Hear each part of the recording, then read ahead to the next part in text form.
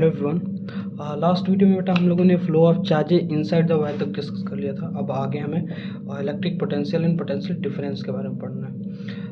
हमने देखा था कि जो चार्जेस हैं पहले तो रैंडम मोशन कर रहे होते हैं, लेकिन जैसे ही हम बैटरी लगाते हैं वो एक फिक्स डायरेक्शन में जो है इलेक्ट्रॉन्स मूव करने लगते हैं, जिसके थ्रू जो है करंट भी उसमें फ्लो करने लगती है।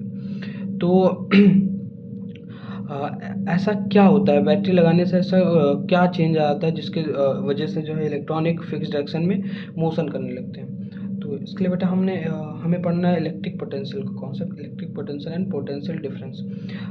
हमने ये भी देखा था कि जो इलेक्ट्रिक पोटेंशियल है वो एक्चुअली इलेक्ट्रिक प्रेशर होता है ना, और पोटेंशियल डिफरेंस को हम डिफरेंशियल इलेक्ट्रिक प्रेशर भी बोलते हैं। ठीक है, उसी की वजह से जो है इलेक्ट्रॉनिक पर्टिकुलर डायरेक्शन में मूव करना स्टार्ट करते हैं।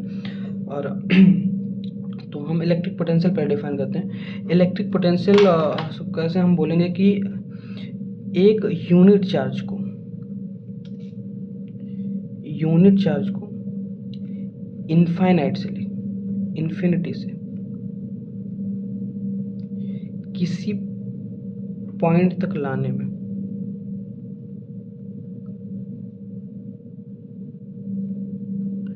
जो वर्क डन किया गया बेटा, जो वर्क डन किया गया उसी को हम क्या बोलेंगे, that is electric potential. Electric potential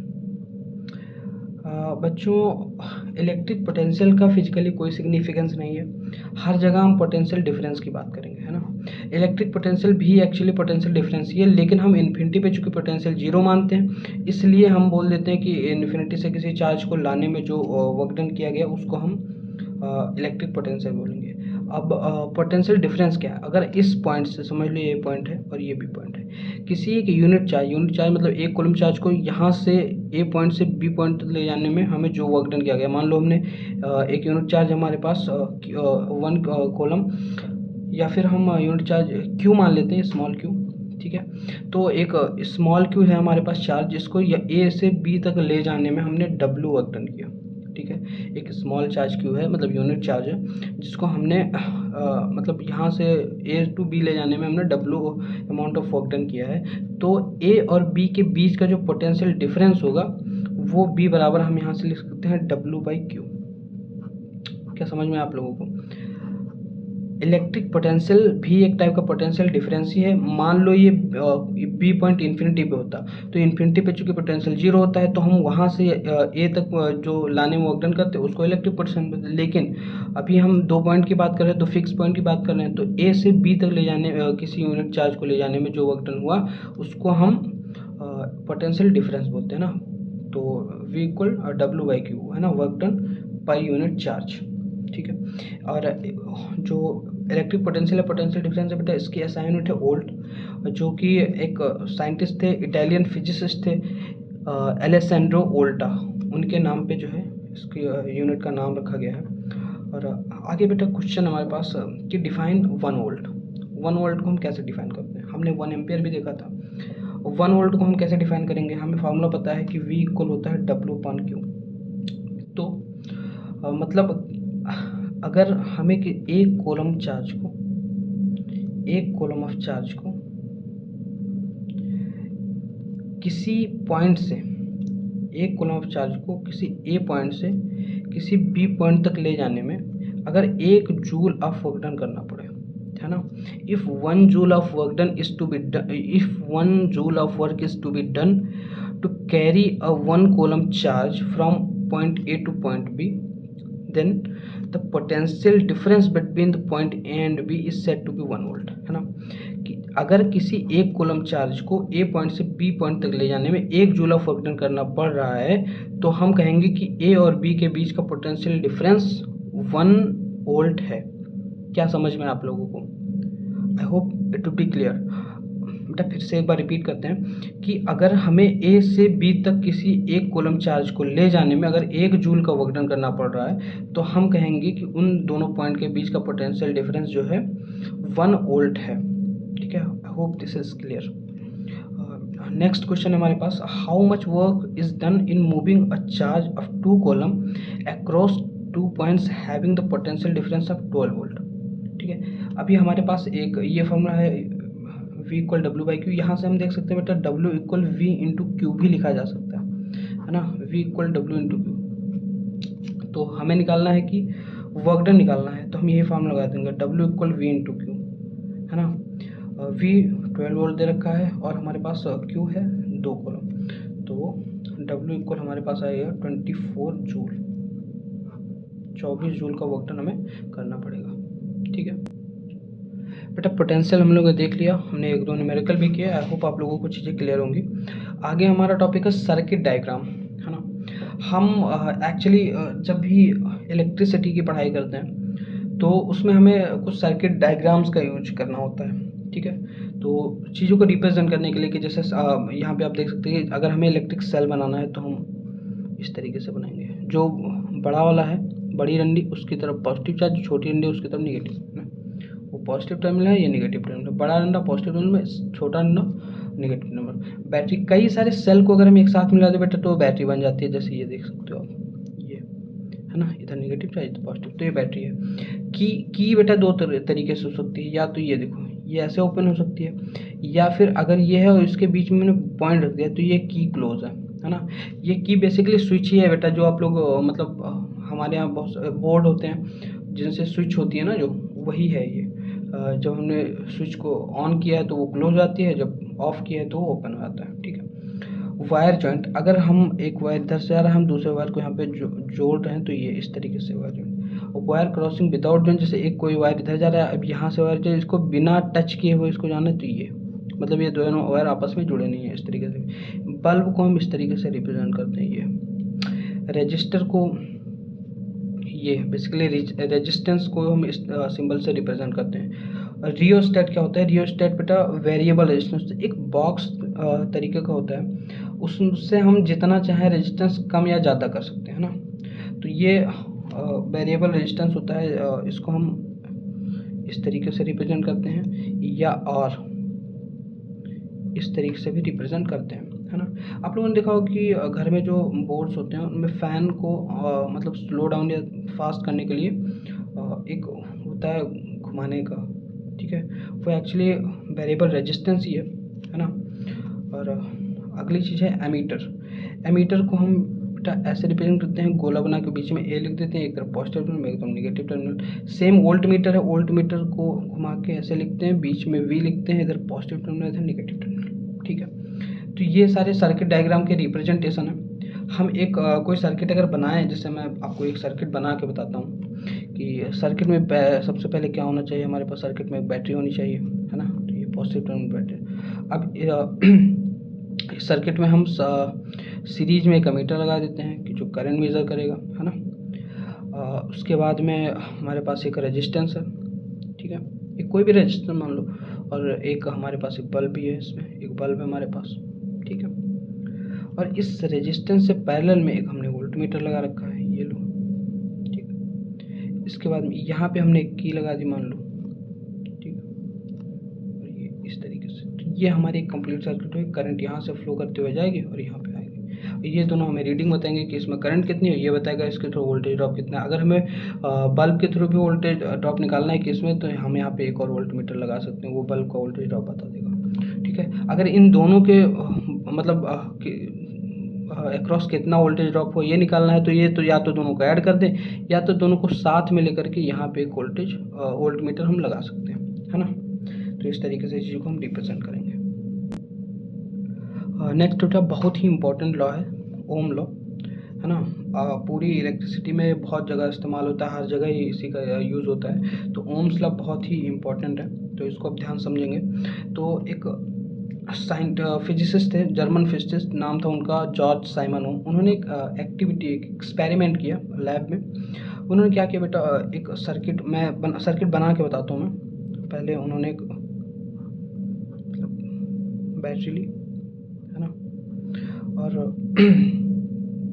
यहाँ पे एमीटर लगाया उन्होंने, यहाँ पे कुछ रेजिस्टेंस दिया, ये लगा दी की इन्होंने, और ये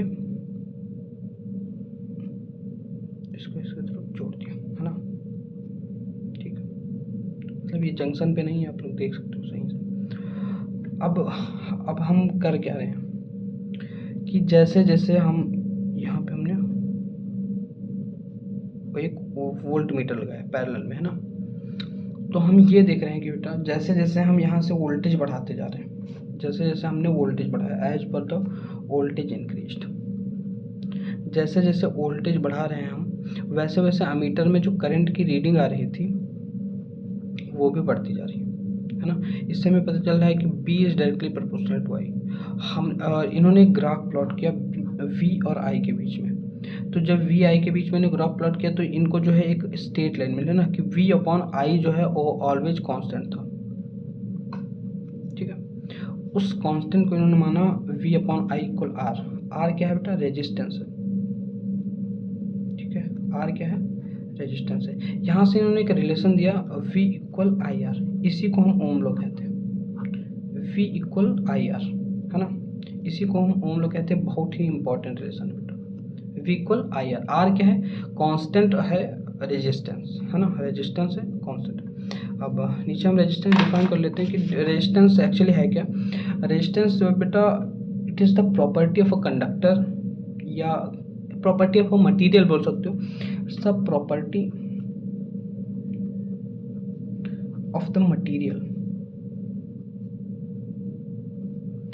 टू रेजिस्ट। रेजिस्ट मतलब होता है बेटा अपोज करना, है ना, या टू रेजिस्ट और अपोज भी लिख सकते हो, टू रेजिस्ट और oppose the flow of current, the flow of electric current in it, है ना। इसके ये जो अपने अंदर इलेक्ट्रिक करंट फ्लो करने से रोकता है, उसी को हम उसी प्रॉपर्टी को हम रेजिस्टेंस बोलते हैं। अब ऐसा क्यों होता होगा? देखो बेटा ऐसा है कि अगर ये कंडक्टर है, ठीक है, और हमें पता है कि इलेक्ट्रिसिटी जो है फ्री इलेक्ट्रॉन के मूव करने से आती है ना। इधर हमने बैटरी लगाई हुई है, तो फ्री इलेक्ट्रॉन मान लो इधर को मूव करना चाह रहे हैं, तो ऐसा तो है नहीं कि खाली इसमें फ्री इलेक्ट्रॉन्स ही हैं, इसमें क्या होगा, बहुत सारे पॉजिटिव आयंस भी होंगे, है ना। तो वो पॉजिटिव आयन, अभी मान लो ये यहाँ कोई पॉजिटिव आयन है, अभी इलेक्ट्रॉन इधर से आ रहे इससे टकरा गया, तो ये जो इसमें पॉजिटिव आयंस है ये इस इलेक्ट्रॉन के फ्लो को रोकते हैं, बार बार वो टकराता है और इलेक्ट्रॉन का फ्लो प्रॉपरली हो नहीं पाता है। इसी की वजह से जो है एक रेजिस्टेंस डेवलप होता है और करंट का फ्लो जो है रेजिस्ट होता है, करंट का फ्लो का अपोज करता है, ठीक है। इस प्रॉपर्टी को रेजिस्टेंस कहते हैं। अब बेटा हम लोगों ने देखा कि रेजिस्टेंस जो है वो किसी भी मटेरियल के अंदर इलेक्ट्रिक करंट के फ्लो का अपोज करता है।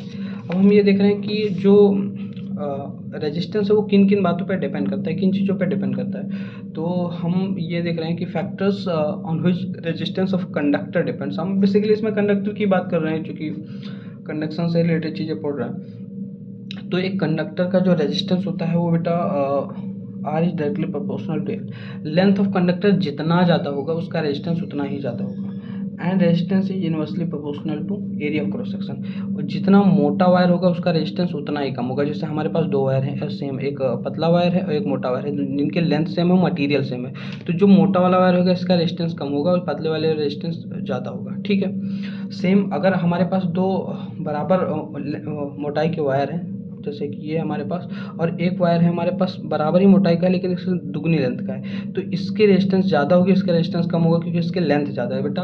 यहाँ से तो हम देख सकते हैं रेजिस्टेंस जो है लेंथ के डायरेक्टली प्रोपोर्शनल, लेकिन एरिया ऑफ क्रॉस सेक्शन के इनवर्सली प्रोपोर्शनल। मतलब लेंथ बढ़ेगा तो रेजिस्टेंस बढ़ेगा, लेकिन अगर एरिया ऑफ क्रॉस सेक्शन बढ़े तो रेजिस्टेंस घटेगा, है ना। तो अब ओवर दोनों को मिला के हम लिख सकते हैं R प्रोपोर्शनल हो गया L/A के। बेटा हम प्रोपोर्शनलिटी, जो प्रोपोर्शनलिटी का साइन जब आता है तो एक प्रोपोर्शनलिटी कांस्टेंट आता है, तो हम R इक्वल यहाँ लिखेंगे रो L/A, ठीक है। रो क्या है? रो बेटा रेजिस्टिविटी है। क्या है? रेजिस्टिविटी। रेजिस्टिविटी क्या है कि किसी भी कंडक्टर जो कि यूनिट लेंथ का हो और unit area of cross section का हो, है ना, उसका रेजिस्टेंस, जैसे हमारे पास हमने एक कंडक्टर लिया जो कि 1 मीटर लेंथ का है, उसकी यूनिट और उसका यूनिट ऑफ मतलब cross section area 1 metre square का है ना, तो उसका जो रेजिस्टेंस होगा उसी को हम रेजिस्टिविटी बोल देंगे, है ना। तो रेजिस्टिविटी क्या है कि एक मतलब कांस्टेंट है, हर मटेरियल की रेजिस्टिविटी कांस्टेंट होती है ना, वो फिर वो लेंथ है, एरिया, क्रॉस सेक्शन, इस सब पे डिपेंड नहीं करती। रेजिस्टिविटी एक इनहेरेंट प्रॉपर्टी है किसी भी कंडक्टर की, है ना, सबकी अलग अलग हो सकती है। तो रेजिस्टिविटी डिपेंड किस पे करती है? रेजिस्टिविटी दो चीज़ों पे, या तो ये टेम्परेचर पे डिपेंड करेगी, है ना, और दूसरी चीज़ है ये नेचर ऑफ मटेरियल पे डिपेंड करती है, नेचर ऑफ मटेरियल पे डिपेंड करती है। अभी सिल्वर है तो उसकी रेजिस्टिविटी कम है, और कोई ऐसा बेकार सा मेटल जैसे कोई इंसुलेटर लोग उसकी रेजिस्टिविटी बहुत ही ज़्यादा होती है, ठीक है।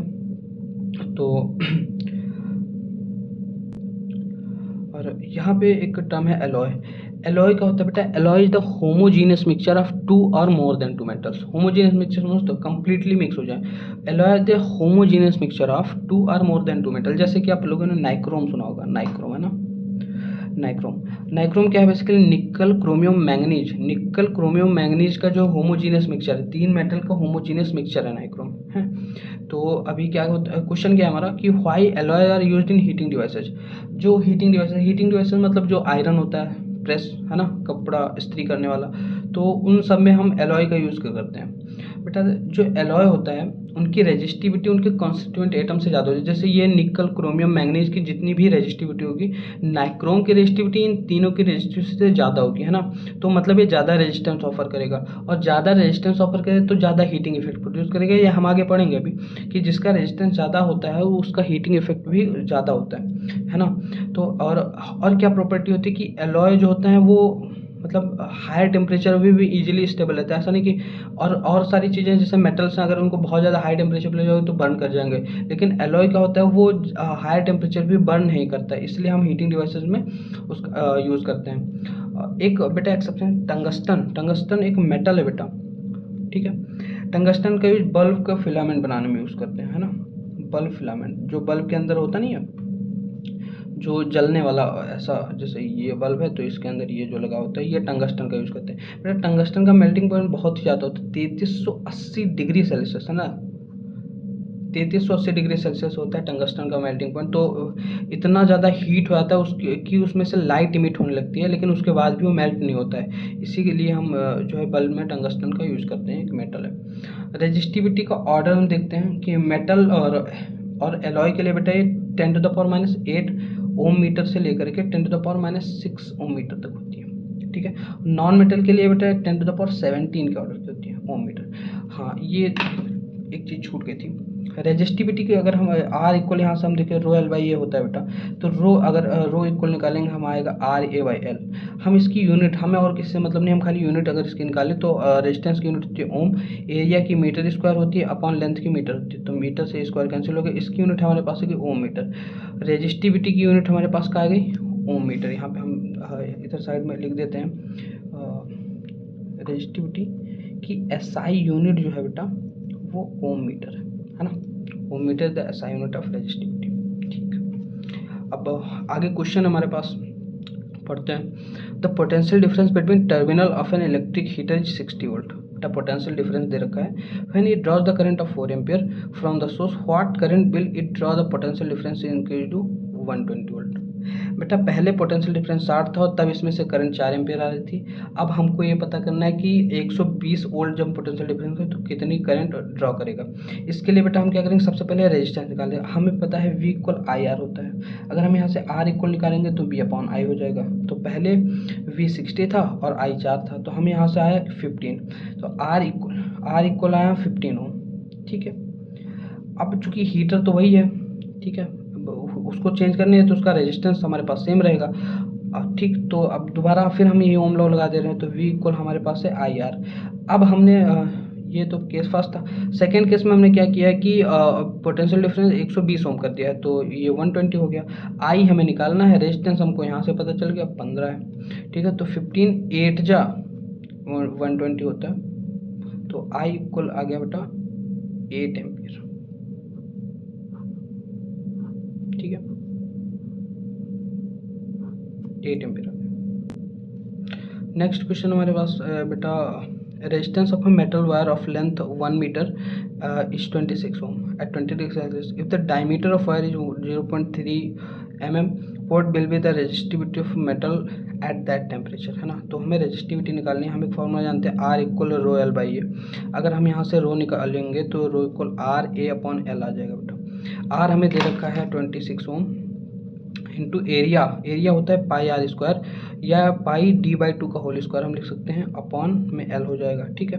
तो 26 into pi into D square upon 4l square, इस तरीके से आ जाएगा। हमें डी की वैल्यू पता है, एल की वैल्यू पता है, ठीक है बेटा। इसको जब सॉल्व करोगे 1.84 इंटू 10⁻8 ओम मीटर आ जाएगा, ठीक है। आप लोग सॉल्व करके देख सकते हो। तो एक मिनट, ये 1.84 इंटू 10⁻6 ओम मीटर है, सॉरी 1.84 इंटू 10⁻6 ओम मीटर आ जाएगा। आप लोग सॉल्व करके देख सकते हो यहाँ से।